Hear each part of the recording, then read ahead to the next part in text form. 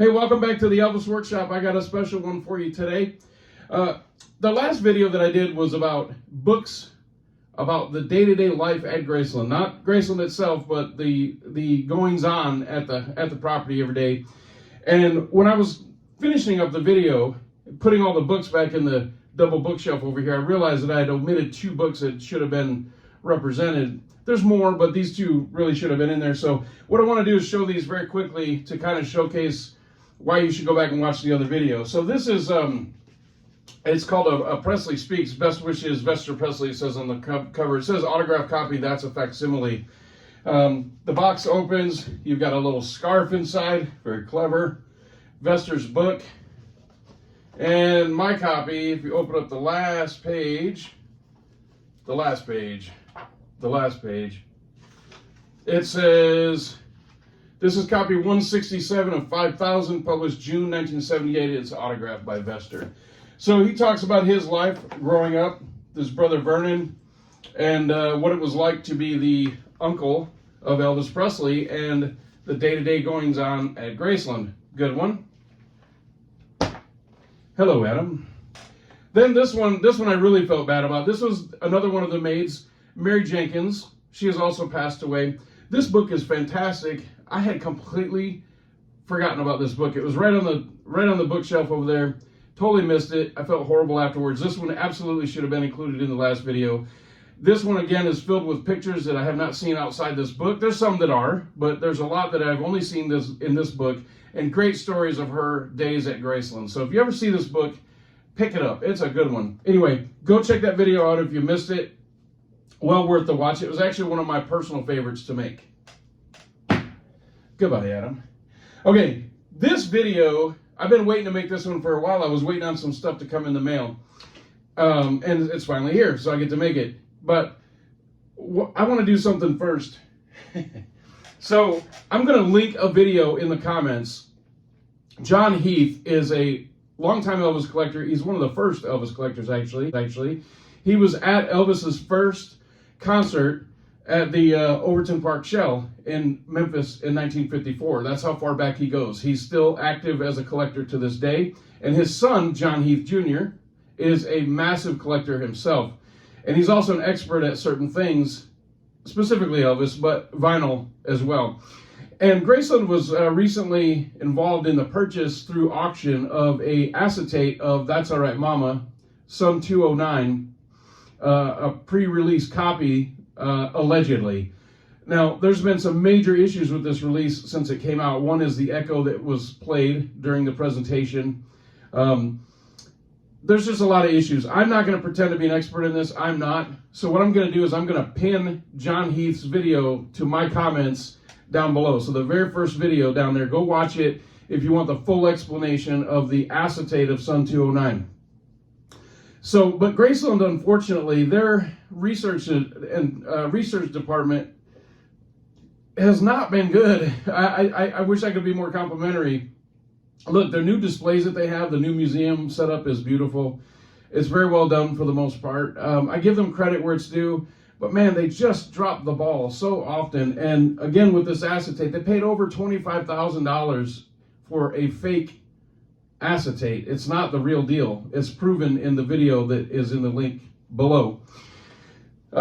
They've authenticated all kinds of items that have been later proven to be fake. They've displayed fake Sun records at Graceland in the museum previously. The ones there now are real, but they've shown fake ones in the past. It's an ongoing issue. So with that being said, Elvis would quite often, especially in the early days, he would mention that this next record is my biggest record. And on the Ed Sullivan Show, in fact, when he did Don't Be Cruel, he said, this is my biggest record. Then he said my biggest rack record later. And he made a joke and said, no, they're about this size, actually. And here he is doing it right there. But I have a special surprise for Graceland. I actually have Elvis's biggest record in my possession. And, for the right price, I think they might want to pick it up and put it in the museum, because Elvis would talk about it, and I actually have it. I have Elvis's biggest record.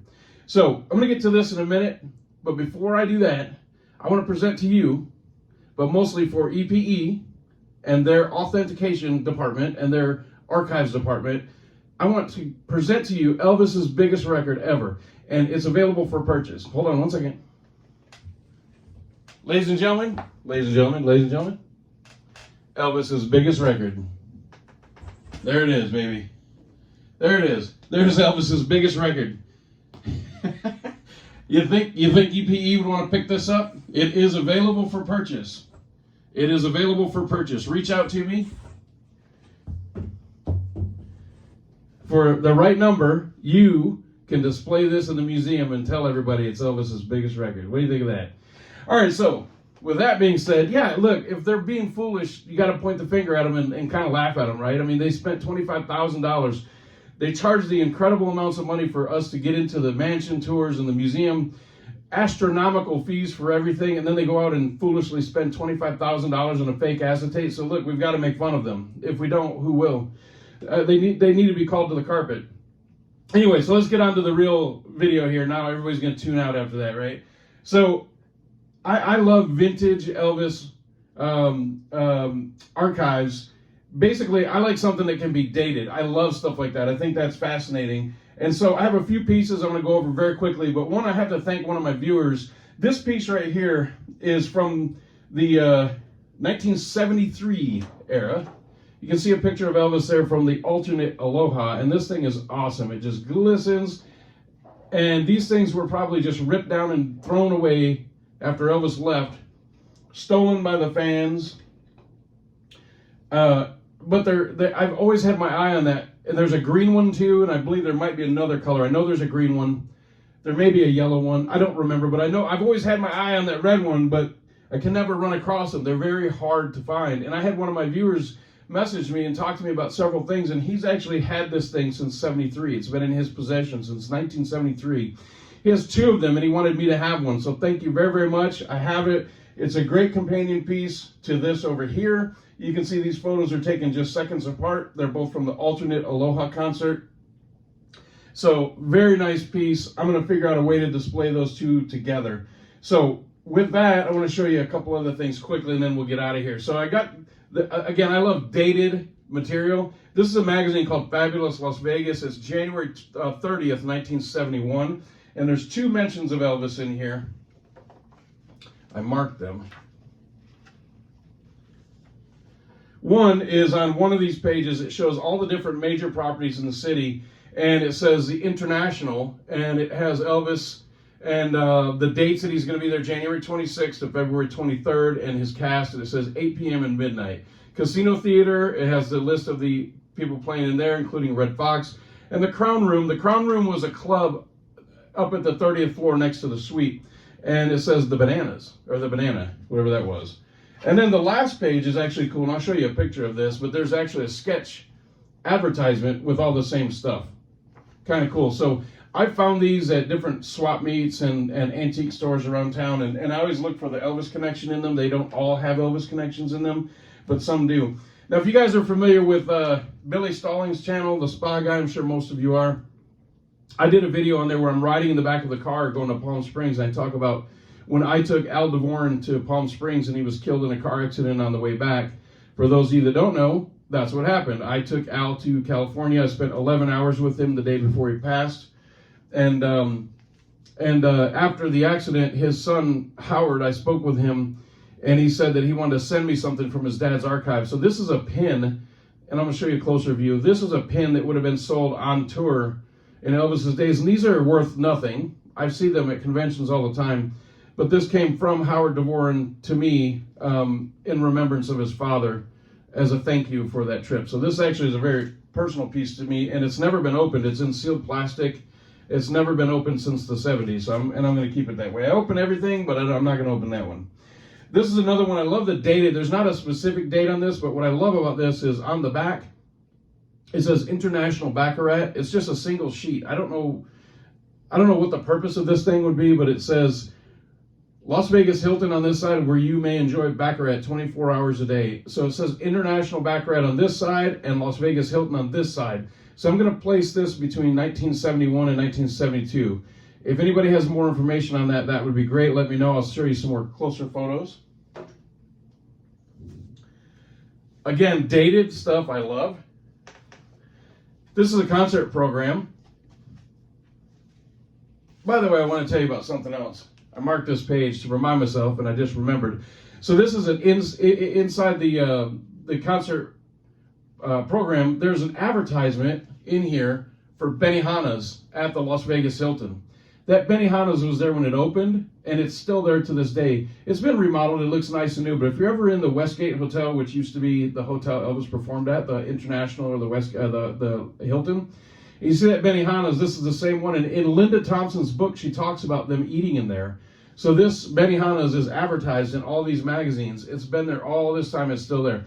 But what's cool about this is I just picked this up randomly somewhere. I don't even remember where. But on the back, in pencil, somebody has written 11/29/76, Cow Palace. That was in San Francisco. That's the last time that Linda Thompson was with Elvis on the road. She left him that day, or the next day, and then their relationship was over. But it's dated. Whoever got this picked it up at that show. I love it. I'll knock stuff over up here. Here's another dated one. This is a postcard. Has a picture from Elvis from the '68 special. On the back, it says, "Don't Miss Singer Presents Elvis, NBC Television Network, Sunday, August 17th, 1969. Elvis, now in person, International Hotel." I love, love, love stuff like that. Love it. I don't know why. Maybe it's because it puts me back in that time frame in my mind. And a couple more here, and then I want to talk about a newspaper article, and then I'm going to get out of here. But here's another one. This has pictures of the inside of the Hilton Hotel with all the hound dog. I'll show you a close-up of that. And I just love stuff like that. I tried to look around and find pictures of this on display. I know that they're out there. If somebody has one, shoot it over to me. I'd love to see it. Then this is actually from Sahara Tahoe, not Las Vegas Hilton. But this would sit on your table like in a little tent shape, and it's a drink advertisement. And it says, additional beverages, $2.50 each. Elvis in concert, April 30th through May 9th. Pretty cool little piece there. Again, dated. And then the last thing is I want to talk about is this actually is a newspaper article about Elvis opening in Las Vegas in 1973. And this is not a good article. This article, I'll post a couple tighter shots of this on there.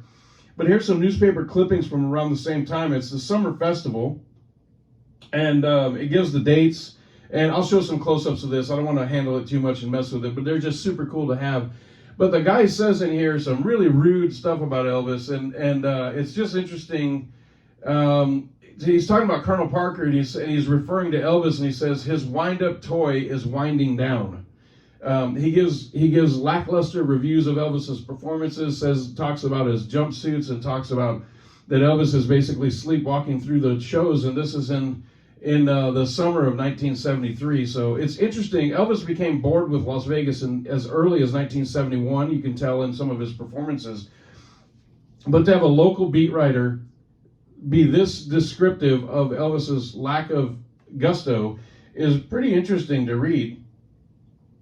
So I'll show you some closer shots of that. So anyway, no big great shakes in the ocean with this video. I just wanted to show some of that stuff. And one other thing over here, I've shown this before. The guy in the article mentions these hats. Now this is from the International, so this is from 69 to 71 time period. I don't know exactly when there's no date on it, but it does say International on the logo, so it's at least from that time period. But the guy talks about the dealers wearing those hats. That's why I wanted to show that in the video. So, but it's a very interesting article that the guy basically trashes Elvis and trashes the orchestra, and it's later on in Elvis's life, the next few years, those articles became more and more frequent. But as early as the Summer Festival for 73, that's kind of interesting to see. So that's what it's going to be today. That's the video, short and sweet. I mostly wanted to make the video to make fun of EPE, really, but I was super excited to get these two pieces and the newspaper articles, so I kind of wanted to make a video for that. But it was really about making fun of EPE. So guess who the hound dog is today, right? So again, I have in my possession Elvis's largest record he ever had. So, Angie, you know how to get a hold of me if you want it. Graceland, EPE, come on, man, clean it up. You ain't nothing but a hound dog, baby.